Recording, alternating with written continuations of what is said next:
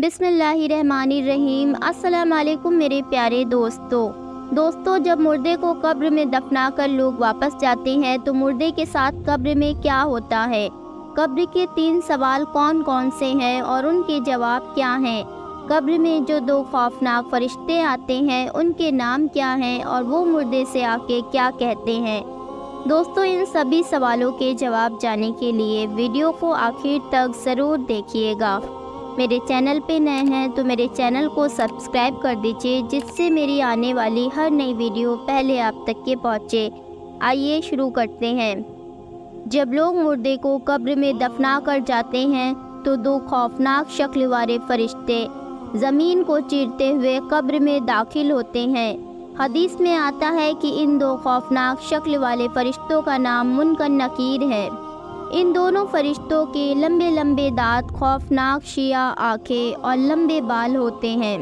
ये दोनों फरिश्ते इंसान के सामने उसके अमाल के मुताबिक ज़ाहिर होते हैं। अगर मरने वाला शक्ल नेक था तो ये दोनों फरिश्ते खूबसूरत और नूरानी शक्ल में दाखिल होते हैं, और अगर मरने वाला शख्स गुनाहगार है तो ये दोनों फरिश्ते खौफनाक शक्ल में दाखिल होते हैं, जिनका कोई तसव्वुर भी नहीं कर सकता है।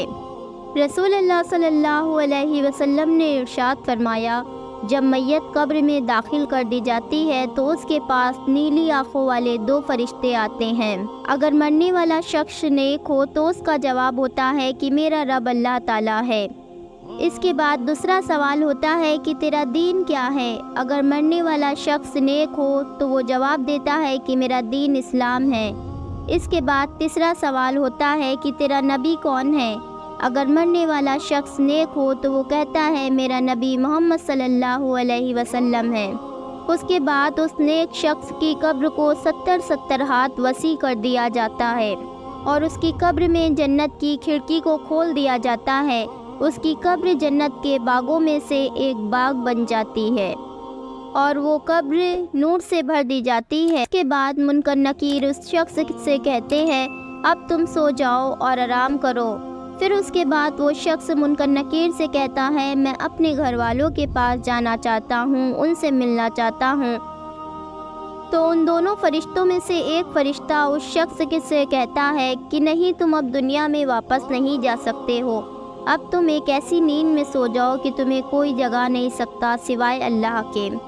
दोस्तों, अगर मरने वाला शख्स काफिर, मुशरिक या गुनाहगार हो तो मुनकर नकीर उसके आमाल के मुताबिक उस पे ज़ाहिर होते हैं, यानी खौफनाक शक्ल में आते हैं और उससे भी यही 3 सवाल करते हैं कि तेरा रब कौन है, तेरा दीन कौन सा है, तेरा नबी कौन था।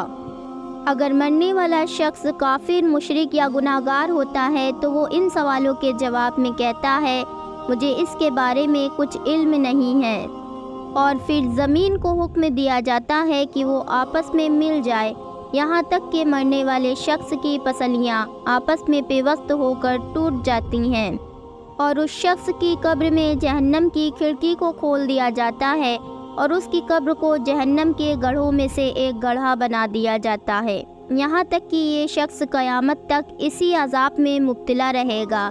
हदीस में आता है कि उन दोनों फरिश्तों के पास इतना बड़ा हथौड़ा होता है, अगर रोए ज़मीन के तमाम इंसान और जिन्नात मिल के भी इस हथौड़े को उठाना चाहें तो ना उठा सकेंगे, और अगर ये हथौड़ा किसी गुनाहगार को मारा जाए तो उसका जिस्म रेज़ा रेज़ा हो जाएगा। दोस्तों, रसूलुल्लाह सल्लल्लाहु अलैहि वसल्लम ने इरशाद फरमाया कि कब्र आखिरत की मंजिलों में से सबसे पहली मंजिल है, और अगर किसी शख्स ने उससे निजात की तो आगे का मामला आसान है, और अगर कोई शख्स कब्र से निजात हासिल ना कर सका तो आगे का मामला उससे भी कई ज़्यादा दुश्वार है। अल्लाह ताला से दुआ है कि अल्लाह ताला हम सबको नेक अमाल करने की तौफीक अता फरमाए और हमें अज़ाबे कब्र से बचाए, और आखिरत में आप सल्लल्लाहु अलैहि वसल्लम का पड़ोस नसीब फरमाए। आमीन। दोस्तों, अगर चैनल पे नए हैं तो चैनल को सब्सक्राइब कर दीजिएगा। वीडियो पसंद आई हो तो एक लाइक ज़रूर कीजिएगा, और इन 3 सवालों को अपने दोस्तों में शेयर करना ना भूलिएगा, जिससे इसके जवाब उन सबको भी मालूम हो जाएं। जज़ाकल्लाह खैर।